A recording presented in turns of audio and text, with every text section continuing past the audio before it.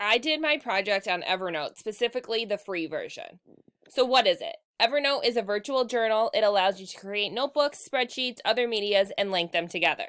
You can search and keep images and text as well as upload files and other features. Okay, now let's talk about some advantages. You can travel light.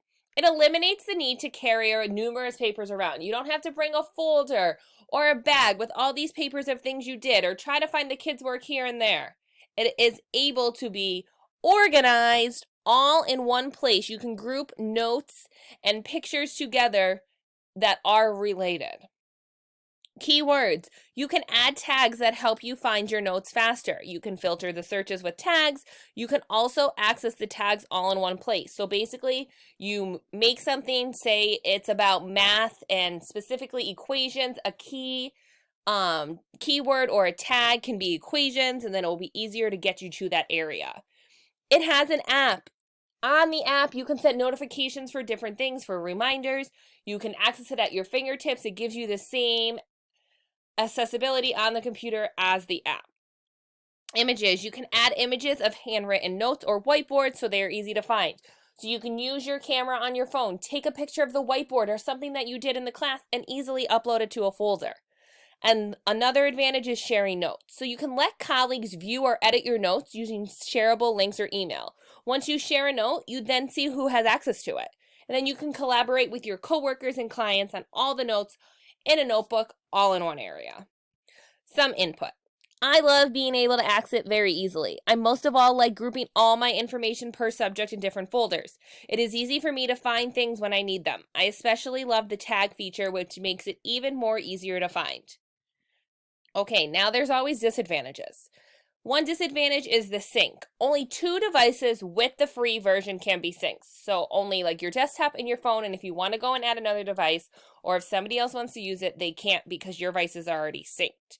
The storage is also another downfall in the free version. You have 25 megabytes for maximum note size and then 20 megabytes for monthly upload limit.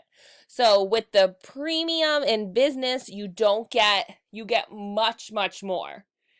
And then if we look at the prices, premium is $7.99 and business is $14.99 per month. So obviously that's an investment, especially because it's only by month. But if your company pays for it, great. Organization. For some, and something that I found, is objects sorted by notebook and journal entry, but looking for items can be a little dizzying. So yes, it's organized, but there's stuff here and there. It's not just like a nice colorful feature, which would be nice if everything was like color coordinated. Non-users. Sometimes it's difficult to share the docs with non-users. So if I go to send it to someone who doesn't have it, it's just hard for them to access it, or they just have to create a free account. And then accessibility, anyone with the link can view. We use Google Docs a lot. I like how you can choose view only or comment only for sending things.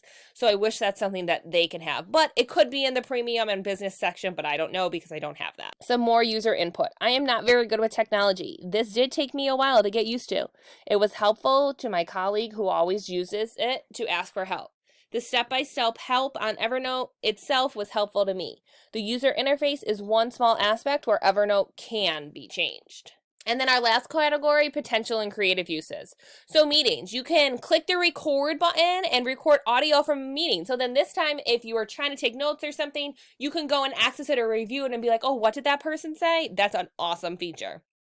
Next, organization. One can organize information per class. They can have a folder, all the student work, this student, that student. Very accessible. They can send it to teachers if need be.